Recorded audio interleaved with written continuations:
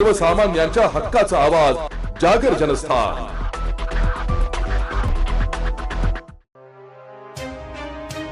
त्र्यंबक रोडवरील महिरावणी येथे भर रस्त्यात कंटेनरला भीषण आग लागली आहे। सुदैवाने यात कोणतीही जीवितहानी झालेली नाहीये।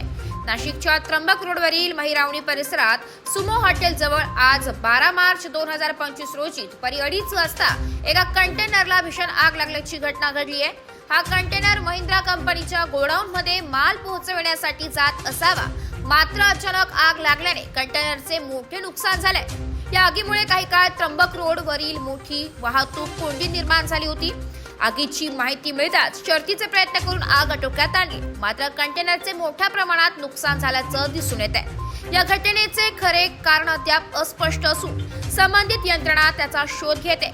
आगीमुळे वाहन चालक आणि स्थानिक नागरिकांमध्ये काही काळ भीतीचे वातावरण निर्माण झाले होते।